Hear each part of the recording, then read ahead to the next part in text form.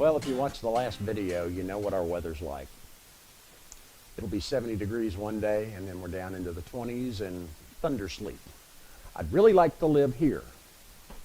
Central Florida, somewhere around in there, year-round growing conditions, but it's just not realistic. So I'm going to bring good growing conditions here in our family room. Now, once the good weather is on, I'll be able to get this thing collapsed down. It'll fold up. It'll be put away really easily, and we'll be able to go outside and grow. But until that time, I need something so I can start growing indoors. Let me show you how I'm going to do it. Now, the basis for what I have in mind is this. This is a simple 4-foot collapsible table, and this is going to form the base of our grow room. It's very simple, actually, to use. You just pop it open like so, lock it down right here.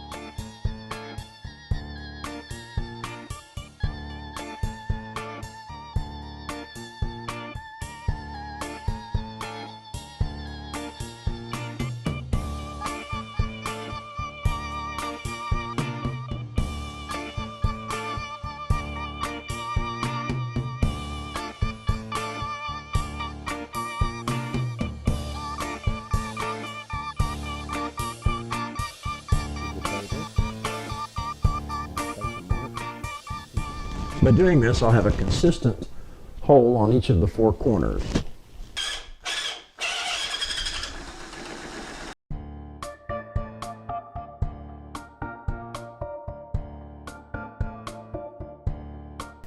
Perfect.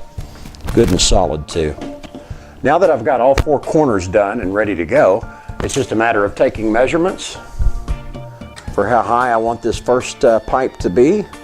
Now that I've got all of the vertical pieces done, I'm going to slip the 3-way elbows on, all 4 of them. And then the next thing I'm going to do is put the pipes in. I'm going to go ahead and cut our long pieces for that side and for the other side. Now remember, in between the shorter section here, we're actually going to have a T-fitting. That's so that we have a pipe that we can actually hang our grow lights on right in the middle of the table. It's important to remember when measuring your distance on this pipe that not only do you need your distance from the tip of the elbow, but the pipe will fit tightly about 1 inch into it. And I've got 41.5. So if I add 1.5 inches, that'll take us to 43 inches.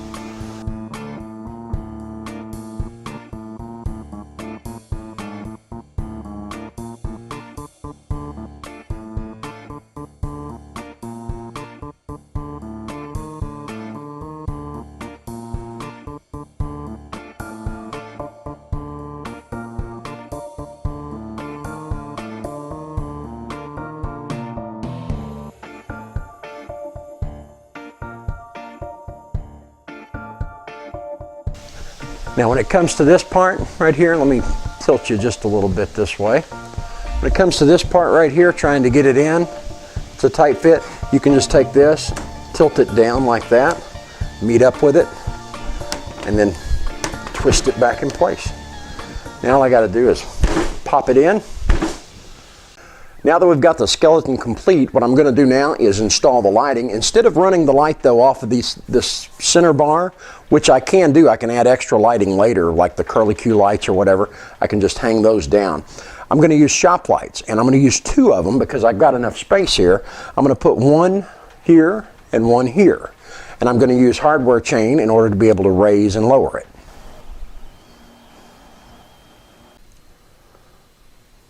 Now that we got our skeleton built and our lights on, we can take it to the next level by wrapping it in shininess.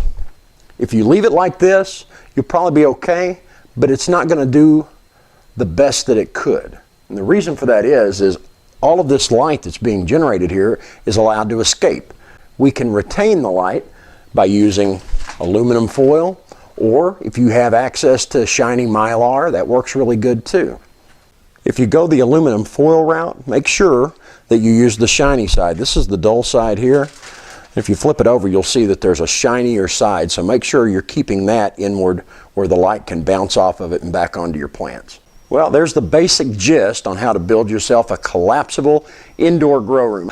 Well, guys, this is Reaganite71. I sure do appreciate you watching, subscribing, and commenting. Let me know what you think about this thing. And be sure and join me for the next episode, because we're going to find out if we can grow stuff in this room straight out of a potting soil bag. So we'll see you next time.